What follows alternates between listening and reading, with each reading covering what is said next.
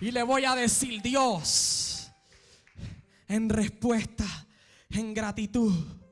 La gracia que Dios te dio se traga el pecado. Por tanto, no tienes excusa. No tienes excusa de decir yo no puedo. No tienes excusa de decir yo no me lo merezco. No tienes excusa de decir es que las tentaciones son demasiado fuertes, porque el poder de la gracia te da esa ayuda extra para que puedas vencer toda tentación. Esto es tan poderoso que el apóstol Pablo dice: no nos ha venido ninguna tentación que no sea humana, ninguna prueba que no sea humana, pero con cada tentación Él ya ha dado una salida de escape para que yo pueda salir de ella.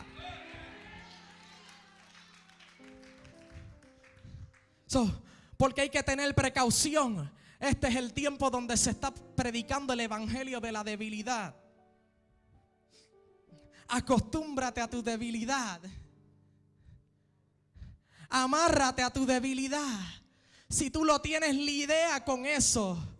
Eso se llama evangelio psicológico. Si tú lo tienes, ya naciste así, tienes que luchar toda la vida con eso. Y tienes que lidiar, porque eso está en el medio ambiente. El apóstol Pablo dice: no os conforméis a este siglo. No te conformes a la forma de pensar de este siglo, sino transfórmate por la renovación, por medio de la renovación de tu entendimiento, para que puedas entender cuál es la buena voluntad de Dios, agradable y perfecta. Oiga esto: el evangelio, acostúmbrate a tu debilidad. Ya está ahí, lucha con eso. ¿Qué vas a hacer? Pero la Biblia me dice: diga al débil, diga al débil, diga al débil. La Biblia me dice que Dios ha puesto, ves, hablamos de versos que a veces como que no nos hacen sentido. Aún el apóstol Pablo, escribiéndolo a un joven, le dice: ¿sabes qué? Dios no te ha dado a ti un espíritu sino de ¿qué? De amor, poder y dominio. Hay veces que te vas a tener que mirar al espejo y profetizarte a ti mismo. Y decirle: pasiones se sujetan. Alguien que me diga amén ahora.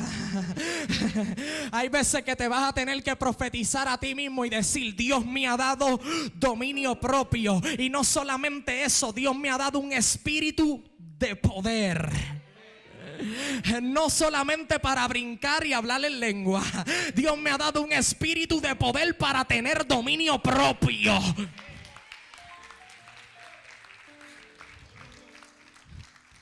Porque la palabra poder en el original lo que quiere decir es dinamita, dunamis.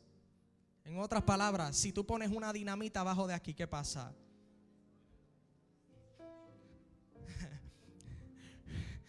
Ponle una dinamita a tus pasiones y se van a sujetar en el nombre de Jesús.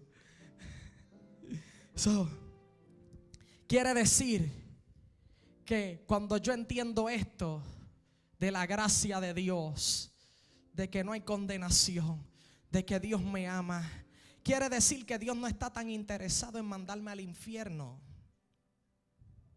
Dios está interesado en llevarme al cielo. Quiere decir que la santidad no debe ser una maldición para mí. La santidad debe ser una bendición. Debe ser algo que yo ame, porque la santidad conviene a su casa. Porque yo entiendo que Él me ha dado la ayuda extra, que Él está ahí para ser fiel, que Él ha proveído el Espíritu Santo, que Él ha proveído un abogado, que Él, oye, pero más, ¿qué más tú quieres?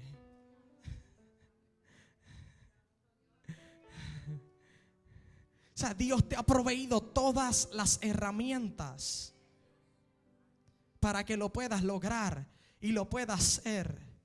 O sea, yo puedo aquí estar hablando toda la noche, toda la tarde de esto. O sea, cuando Jeremías, Dios lo llama, Dios le dice: antes de que tú nacieras ya yo te había santificado y te había dado por profeta a las naciones. Antes de que tú nacieras, Jeremías, ya tú eras santo. Dios le está diciendo a Jeremías: Jeremías, yo no quiero que tú te confundas cuando llegues a joven y comiences a luchar con tus emociones. Yo te quiero decir que desde antes de que tú nacieras ya yo te había dado las herramientas necesarias para que cuando estuvieras atravesando por la situación que estás atravesando, tú pudieras vencer.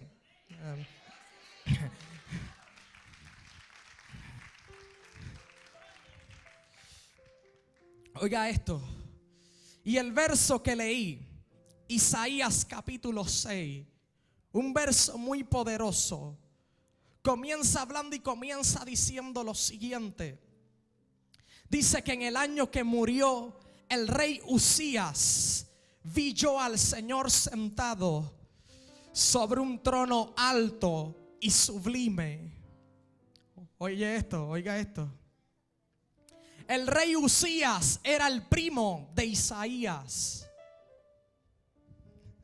Era uno de los reyes más poderosos de todos aquellos tiempos.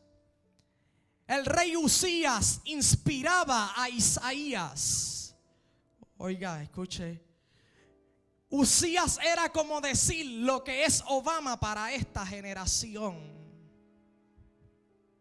Habían camisas de Uzías que decían Uzías Hope. Tú no estabas allí. Uzías era el primo de Isaías. Era un hombre que inspiraba confianza en Isaías. Pero dice la Biblia que el pecado de Uzías fue el orgullo. Dios le prohibió a Uzías que sacrificara y él dijo: olvídate de esto, yo me voy a meter al templo y voy a hacer sacrificios a Dios. Y dice la Biblia que por ser desobediente le dio lepra en su cuerpo por el pecado de orgullo. El mayor enemigo del cristiano, siempre hablamos y decimos: el adulterio es pecado, la fornicación es pecado, mentira es pecado, pero el orgullo es pecado también. Es más, el primer pecado que aparece en la Biblia no es adulterio ni fornicación. El primer pecado que aparece en la Biblia es orgullo. Lo expulsaron del cielo por altivo. Porque la raíz de todo pecado es el orgullo. Es más, aquí nadie, yo sé que ahora los palos van a llover. No te asustes, no te asustes. Lo que quiero decir es que hay gente que piensa que el no orar no tiene que ver nada con el orgullo. Pero cuando tú no tienes una vida de oración con Dios, eso es pecado de orgullo. Porque es pecado de orgullo. Tú le estás diciendo a Dios: Dios, yo no te necesito, yo lo puedo hacer solo. El pecado de orgullo es la raíz de todo pecado. Oiga esto. Entonces Uzías se puso altivo y Dios dijo: este se cree que así se hacen las cosas. Oiga esto. Entonces viene Uzías, muere. Y Isaías, cuando ve que pasa eso, dice: murió mi esperanza. El pecado de Uzías fue el orgullo.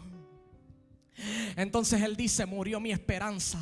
Entonces Dios abre la cortina y dice: todavía yo estoy en el trono.